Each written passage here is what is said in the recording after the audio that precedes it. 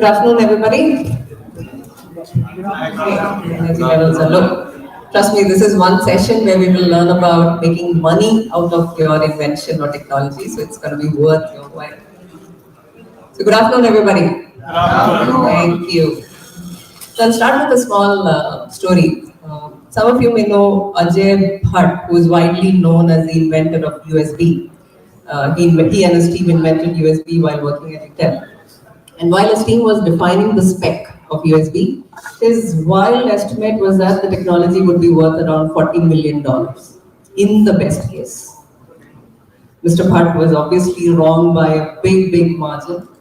USB is a prominent technology today, first and foremost because of the simplicity and flexibility of the technology, but in no measure can we deny the role of the decision to commercialize USB as an open standard. And the millions of dollars that went into developing the ecosystem around USB, that's what helped to extract the economic value out of the technology. So this small story was to motivate the rationale for this session. This is where we will talk about commercializing innovation. Once the technology is developed, conceptualized, there are 50 other things that need to fall in place to extract economic value from that invention. And that's what we will talk about with our expert panel here. We have a diverse panelist here coming from different industries. You already heard about their background, so I will not ask them to repeat that. I will request each one of my panelists today to start off with a quick introduction. First of all, introducing their domain. So you get an idea of what is a typical product life cycle from launch to end of life in their respective domains. And also to share a small story about one new product introduction that they were a part of themselves and what is one big learning that they had coming out of that exercise. So we'll start with Vikram. Yeah, so thanks a lot for everybody to be here. I appreciate it. I think we are standing between you and lunch, so really appreciate your patience.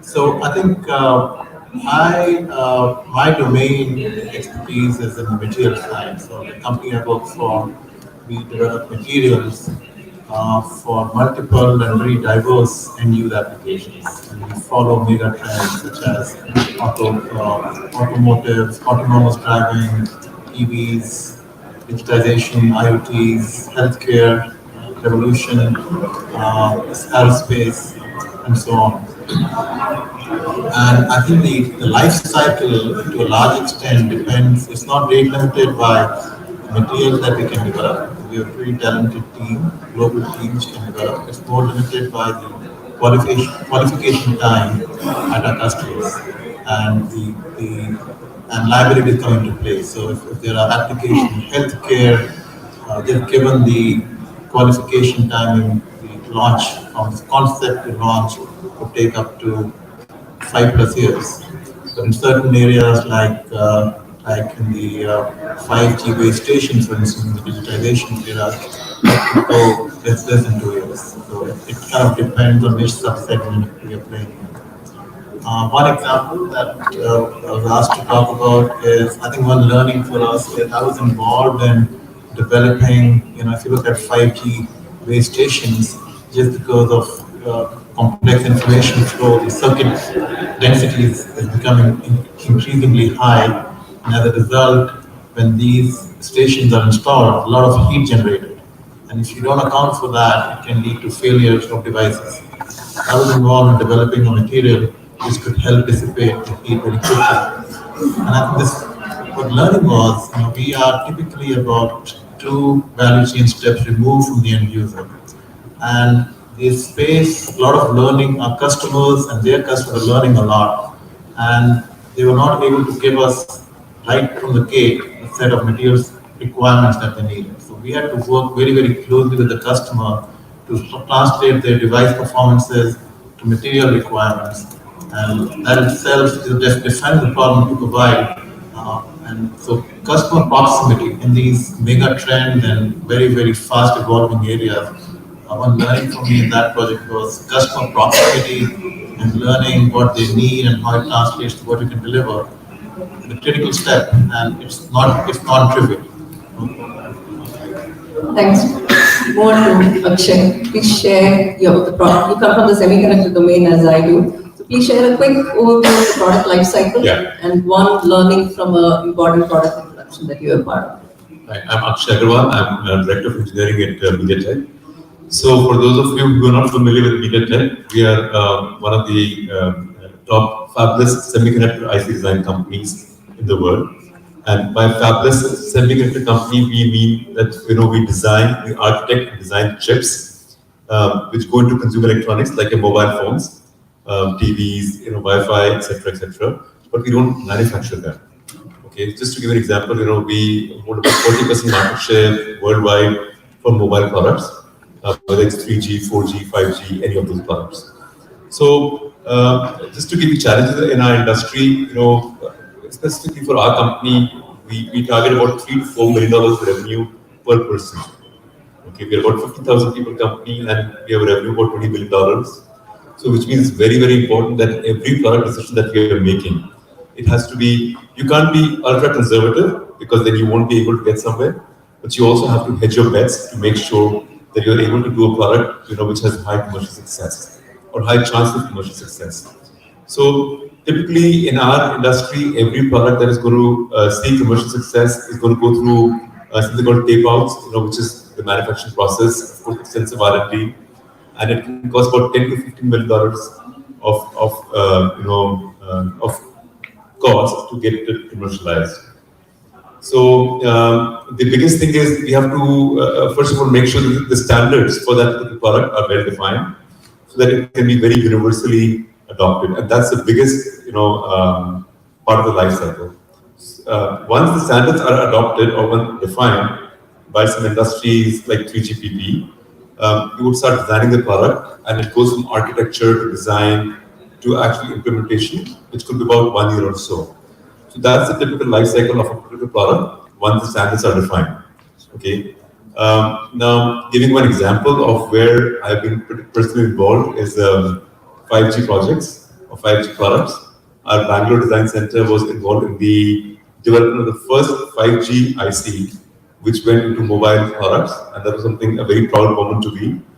And the challenge over there was, as a company and as a center, we had to make a decision. 5G had two standards. One is below 6 gigahertz, and the other is millimeter wave, which is about 30 gigahertz, 40 gigahertz.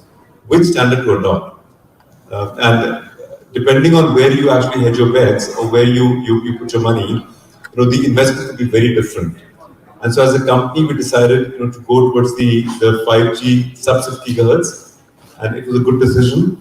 We had to make it was a tough decision also because our competitor was going towards the second technology, but we decided that it's a hype cycle right now. It's not very technologically safe to do that. There are a lot of risks over there, and after doing all the market study, we decided to go with the first kind of product, and we had good success over there. So I think we had to make decisions, but in this case, things worked out for our favor.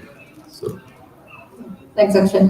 Rohit, in addition to introducing the life cycle in your domain, can I also request you to address common pitfalls that come about in opportunity sizing, which is a critical step when taking an innovation to the market. It's important to understand the size of the opportunity that you're going after.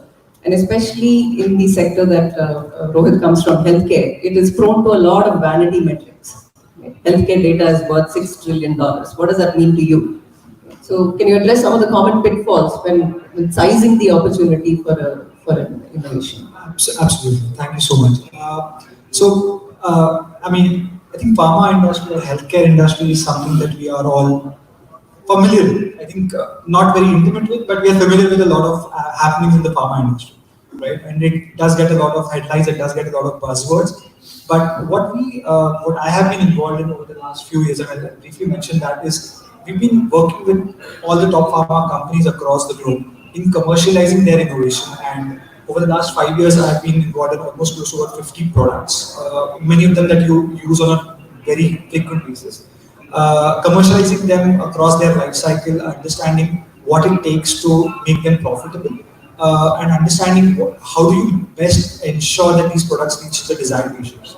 Because at the core of all pharma decisions are the patient care. So profitability, and that does get a lot of buzzword. But how do you basically help the patients in their day-to-day lives, either through cure or the maintenance of their conditions? And that's something that we work on very closely. Now, talking about the pitfalls, right? I think one of the key elements of any pharma launch or any pharma commercialization is the forecasting process.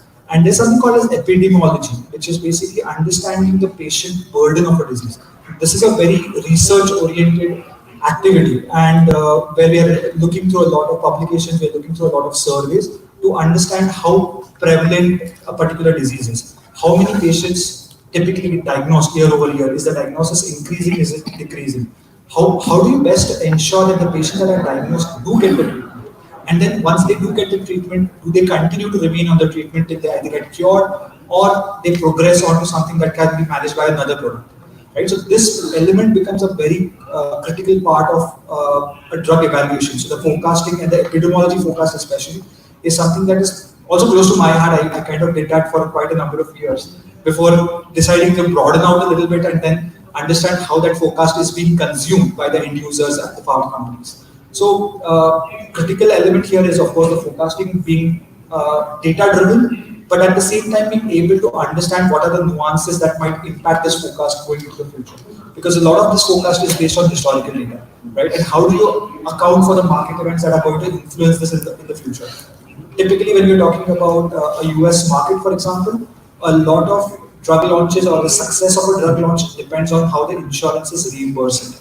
Right? So are you able to show the benefits of a drug during the clinical trial that the insurance will later reimburse during the launch phase? So as an innovator, you have to think about designing clinical trials, keeping in mind what the insurance companies are looking for.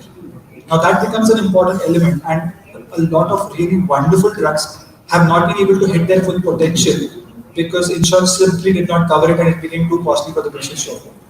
So that is something that I really look forward to and understand when we are discussing this with different pharma companies, their innovators, their medical research teams along with. Okay, thanks, Rohit. So, opportunity sizing is one area where you're brought down to earth after the initial fancy analysis about what your technology is worth. And it's important to have a realistic estimate of what is the opportunity that you're going after. Now, the second phase where you will again be brought down, you'll be met with humility, is a phase called the product market fit. You come into the market with a product, you try to address a particular market segment, and then you realize that there is maybe a little bit more correction that is required to your opportunity assessment. So I'd request Praveen. Praveen, you're in the EV space, which meets with a lot of hype of late. So can you cite some examples of where you were attacked with this problem, that you went in with an assessment of the opportunity of the market, but once inside, you had to rationalize your assumptions about the opportunity? Yeah, thanks for having me on the panel. Thanks for sharing the mic. So, yeah, I think the product market fit, this EV space is, as you know, it's evolving and not much is well established. Everything a lot of things come from China or other countries. We talk about many things, but most of the things are import. So, I took a chance to say, okay, what do we do here indigenously? The government has put so many norms and all these things. Then I said, let me start with a humble beginning. Let's do a 250 watt motor, BLDC motor, set up a plant. I was very naive. I'm coming from engineering side, no business, economics background. So some reality checks. So you make some assumptions, and unless you validate those assumptions, you will run into challenges. So we started small. So what is the product fit? Right? Yeah, we know people are importing motors, BLDC motors. Nobody's making in India. And we got a 250 watt power. We said we'll size this motor for electric bicycles. Maybe we can use for two-wheelers, but for low speed application. It doesn't go more than 25 speed and weight. So, yeah, we took that, but the one is we had to compete with China, which has already been doing this for 15 years, and the quality and the reliability and the cost are very difficult for me to source the parts and build it and compete at scale, which are not there at scale. Even the 250 watt motor fit in our cycles, but if you go to Northeast, there are Desi cycles. It has different number of spokes, like a large population in West Bengal, Assam, all the Northeast, they use a heavy or the typical class cycles. So the product doesn't fit into that. Luckily, we realized that and we changed that so that we could adapt it to that market. So that was another, we learned from the market that we need to adapt to that.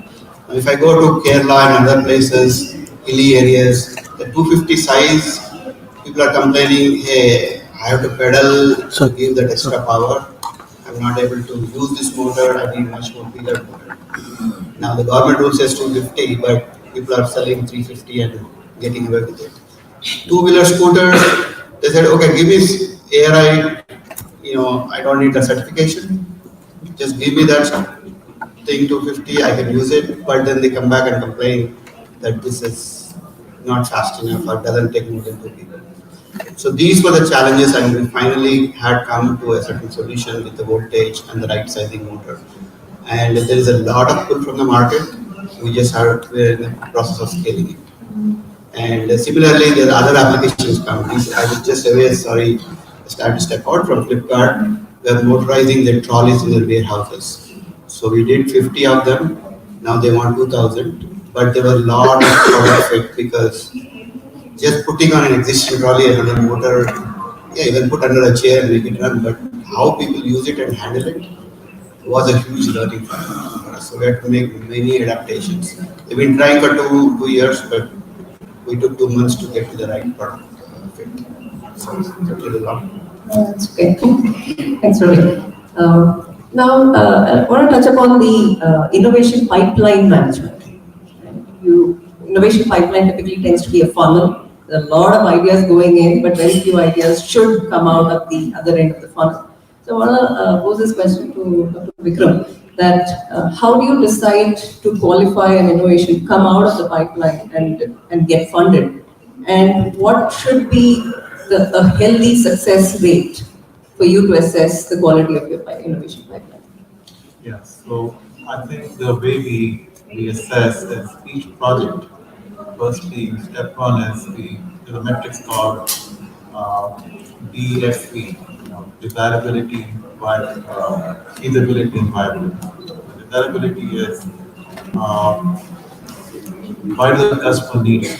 What is the unmet need? And the customers have solutions in the marketplace, but if you want to introduce something new, what is it that they're not getting today? Define that with F, which is feasibility, is why do you think our company, why do we think we can satisfy that unmet need as a product, material product? And why do we think that we can create differentiation versus competitors? Because I think in our space, we are competing with 10 plus people in the material space who are going after very similar opportunities. So step two, which is feasibility, is why do we think as a company we can develop a material which will provide us differentiation over our competition? And viability, the last step is why do we think we can make money? And in the end, it's a business. We have to make money. So as you look at programs across all the market mega trends that I talked about earlier, automotive, digitization, aerospace, aviation, healthcare, we start to map these opportunities in that framework, the three. Why do our customers need it? Unmet need. Why do we think we can do it with differentiation? And see how do we think we can make money? And we start to rank opportunities around these three dimensions. These appear to be very simple, but if you dig deeper, you need a pretty extensive, knowledgeable, cross-functional team to start mapping these out. And you start doing that across opportunities, and you start developing a metrics of how your pipeline looks like. And when you start off, the deviation, the accuracy of this DFE is maybe plus minus 30-40% because you're just stepping in.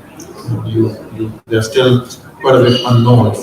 But as you go through the funnel, and we do have a toll gate management process, as you go through that, the expectation is the error bar in these dimensions goes from 30-40% to 15-20, and then as you go down further to plus minus 5-10%. So that's how we map opportunities, and through toll gates we manage that, and through toll gates expect more and more deeper information and accurate information as we go along. That's how we make decisions. It's not a one-time process. What may at starting you may have these 10 opportunities ranked with error bars, but as you go through the toll gate process, you reconvene with a multifunctional team, let's say 3-4 months later, with new information. That ranking may change. So I think you need agility. You need agility to handle that, and it's never a static. It's never a static pipeline. It evolves, especially if you're chasing mega trends that we are. It evolves because there are, as a lot of my colleagues here, peers have mentioned, a lot of unknowns. Our customers and their customers are learning these spaces, and so we have knowledge to start with, which has to be refined and be made more accurate as we go along. So it's a dynamic process. One another point I feel is important for innovators to consider that when we talk about innovation in new technology, we think about things that don't exist today, something novel, and we want to be first to the market. Now, commercially, if you think about it, there is merit in being second to the market as well. So I would like Akshay to shine light upon this topic, that fast follower, especially in your industry, semiconductor industry, it takes a lot of money for a stepping. So is fast follower a good commercialization strategy? I think that's an excellent question, because there's always a debate of whether you want to be the fast follower or you want to be the risk taker and go and do something which is not there out as yet. So at MediaTek we've had both approaches, and luckily we've been successful in both the approaches. So as a fast follower, I think the approach is, hey, a particular product has already got commercial success. Now, how can you do it better, faster, and at a cheaper price point? So that's what we call as democratizing the technology. So one of the success factors for MediaTek has been, when we started the company back in 2000, was there were many mobile chip makers out there who were making these mobile phones, Nokia's and Ericsson's and Motorola, etc. And MediaTek was coming up. So just being a component supplier for a mobile phone would not be something a differentiator. So now that mobile phone is a success factor, but what do you do differently? So we were trying to be a fast follower, but with a twist. And what was the twist? We noticed that the people who are making the mobile phones are all these Nokia's and Ericsson's and Motorola's, who were thousands and thousands and thousands of engineers who can pump money into making a new mobile phone. How about we, as MediaTek, not just being a component supplier, we give the entire reference board, or the board that is there in your mobile phone, with all the components pre-tested out there, so that a no-name customer, or a customer with minimum R&D could quickly, test the phone, slap some ID around it, and sell it. Which means, the time to actually market that particular phone is much reduced, and the phone maker could now actually focus on marketing the product rather than testing this component from this guy, this component from this guy, and doing all that stuff. Because of which we got so much success, that we were able to get into the smartphone market much faster, and we were able to unseat some of the players who were already out there. So this was an example of fast following. And one quick thing, and then we changed the strategy for 5G.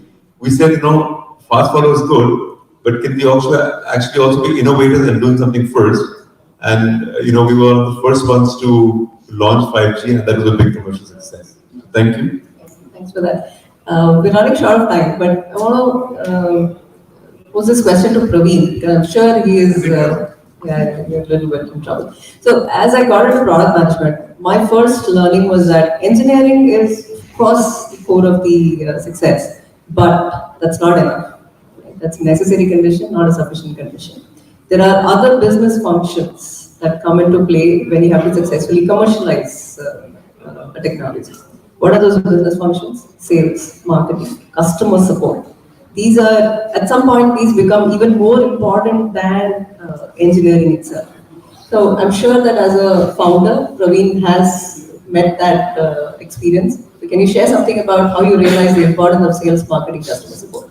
I think she is sitting on something which I miserably failed. So she caught me my earlier conversation today morning. But like I've been always on the advanced technology side of things, not even in regular engineering, more out there kind of thing. And philosophically and also with passion, I used to always argue why doesn't the business leaders consider these ideas and why can't they take risks and you frequently code, see job and how they took risks. Well, I did all those words when I became an entrepreneur and started doing it. And as I said, one of the biggest, and unless you are in that, no matter how much we talk about it, you would not realize it. But the moment I started with it, the first thing is, oh, we can do this, we can do that, we can do this. So every part like e-brakes, throttle, and I'm going after trying to build products. Little I was thinking about the supply chain. Is the supply chain in the country ready to provide me all these small little parts? Then the cost, the expertise that you need in order to do these things. Then the scaling factors. And do you have a manufacturing setup to scale them? Yeah, conceptually you can build all these things and make it work and get very excited. The next step, the scaling part is, I was falling flat on, and I always downgrading, not downgrading, this thing like marketing, sales, yeah, we'll do it, don't worry. My website also was not that great to even somebody to go and check. But later we saw the sales coming down and, the supply chain relationships, the quality of after sales support. We were doing a lot of those things, but I was predominantly the lion's share of my attention was going into the product development.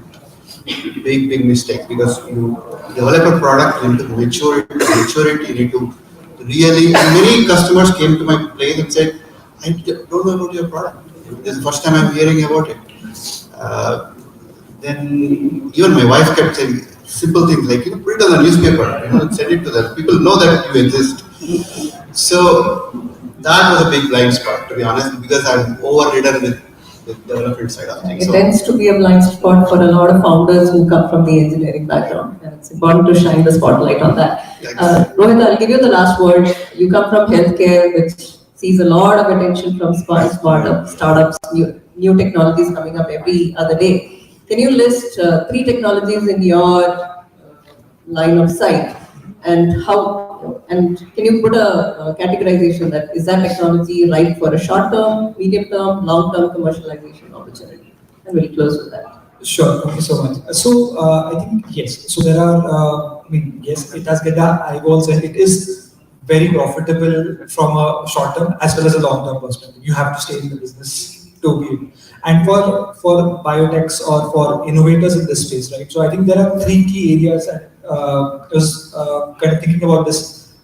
Walking into this room is first is of course on the innovation side of drug discovery, right? So can we get to market faster? There's a lot of time. So typically, if a drug spends about 21 years from pre-clinical to launch and to commercialization and in life cycle, 14 years are in the clinical stages, right? Can we get to market faster? We saw this with the vaccines. When there was a need, the drugs came out, the vaccines came out really quickly, right? And people were willing to, kind of soften the regulation. So can we get to market faster? What is the technology? And we're talking about Gen AI, we're talking about a lot of good computational skills now. Can we get to market faster? So that's on the innovation side of the actual drug discovery. Second comes in terms of the manufacturing of the drugs. It is very cost intensive and it is very difficult to maintain that supply chain. And I'll take a little bit of time. So there was a particular drug in the US that faced a severe crunch because of cyclones hitting their manufacturing plants, and there were only 3 factories in the Western Hemisphere that was manufacturing it. One factory completely was destroyed. So the drug, it was a cancer drug, it faced a severe shortage in the US because one of the factories was completely destroyed. So can we democratize it and can we decentralize it and have smaller manufacturing at scale? to get to the market faster, and can that be the innovation? And the third, which is probably closest to our hearts, is how can we help the patients, right? So we're talking about telehealth, and probably this is going to be the most important and the short-term benefits that we're going to see is how do we improve the telehealth part of it, right? So remote health, telehealth, faster diagnosis, faster treatments, and more continuous management and monitoring of the health. India sees a lot of diabetes patients. We're going to be we have the largest load of diabetic patients across the world. How do we manage it? Are we going to get into a situation where insulin becomes a norm and half the population has to be on insulin as a result? I don't think that's the future that we want to look forward to. So how do we diagnose it? How do we treat it? How do we raise that awareness? And how do we make sure that India in general becomes more healthy as we go? So those are the three spaces that I think are really ripe for innovation and commercialization. Okay, thanks, Rohit. That's all from my arsenal of questions. If there are any pressing questions in the room, we can take one or two. Go ahead, we do have one. Remember, you're standing in between us and lunch. One question for one panelist, and lunch is a little bit fast. Thank you very much for the wonderful discussion here. Being a fellow material scientist here, so I see there is this concept called design for manufacturability that's there in the industry. So I work in the healthcare industry as well. So I earned my PhD in material science. So I know there is a gap between doing things in the lab and doing things for production. So could you, any of the panelists, comment on how to fill that gap? May I suggest, this is a very broad question. Okay. Do you mind if we take this offline? I think you can chat with any of the panelists. It would be a better discussion if we do it longer term and not a 1 minute answer. No problem. My personal recommendation. Yes. Like in semiconductor industry, there's a lot of sealing and Sir, mic, sir. Would that sort of relate to the industry also? Do you want me to take that? Yeah. You mean on the litigation challenges?